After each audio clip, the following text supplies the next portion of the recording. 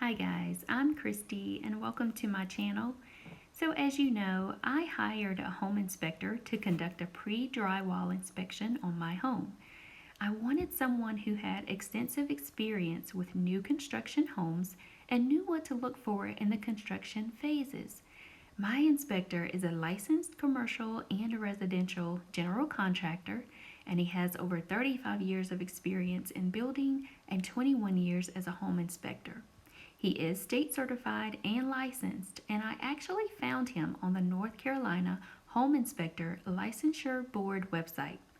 On this website, you can view a list of licensed home inspectors. The list includes license number, name, address, phone, email, and if there have been any disciplinary actions in the last 3 years. I'll include the link to their website below. So let's get right to it. Did my new construction home pass the inspection, or were there issues found? I'm happy to say that there were no problems identified during the inspection. Now, there were a couple of recommendations. One was a missing gusset on one side of an upstairs roof truss. You can see here where it's missing, and here are the other gussets that were all in place. See the missing one in the middle? Now, the other item noted on the report as a recommendation was a few pieces of nailer or deadwood on top of some interior and exterior walls. Here are some pictures from the report, but it's a little difficult to see if you're not quite sure what you're looking for. It was explained to me that the nailer or deadwood is an extra piece of wood used for drywall nailing. It has no structural load and it's basically there, so when the drywall is hung, it has something to attach to.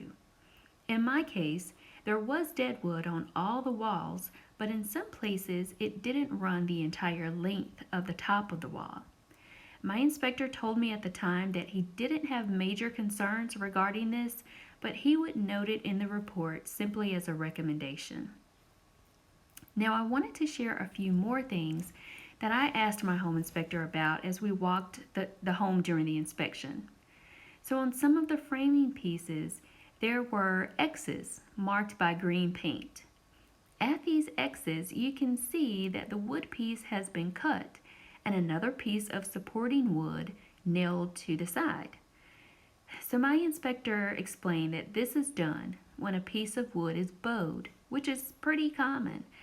The wood is cut, not all the way through, but enough to relieve the bowing, and then another piece of wood is placed to support the compromised piece. Also, you may notice pieces of metal that are nailed to the framing. This is required when there are plumbing or electrical lines within the walls. By placing the metal pieces, it helps to avoid someone drilling or nailing right into those lines, especially when hanging the drywall. So overall, my home inspector told me that he was impressed with the work completed so far by my builder, and he even noticed some extra things that had been done that wasn't required, but it was just good practice to do. I provided the report and the pictures to my builder, and he called me to confirm that the missing gusset would definitely be put in place. He also personally looked at the nailers, and he felt that they were in all the places where they're needed. However, the contractor who will put up the drywall does carry extra pieces of nailers with him on site. So if he finds that they're needed, he can put them in place during the drywall installation, and it won't cause any delays. One last thing that I wanted to let you guys know about are the pipe straps. Strapping on the plumbing lines will help keep the pipes from shaking and making noise as water runs through them. In some older homes, you may notice what people refer to as loud pipes. Well, the strapping is supposed to help with that. It holds the pipes in place. So this was definitely an educational process for me. It helped ease my mind in knowing that my home is being built correctly and things are being done the right way. And that alone is worth the cost of the home inspection for me. So here's a sneak peek of what's coming next. Guess what? We have siding.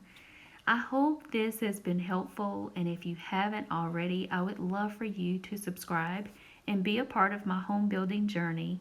If there's anything you would like to know that I didn't cover, feel free to leave me a comment.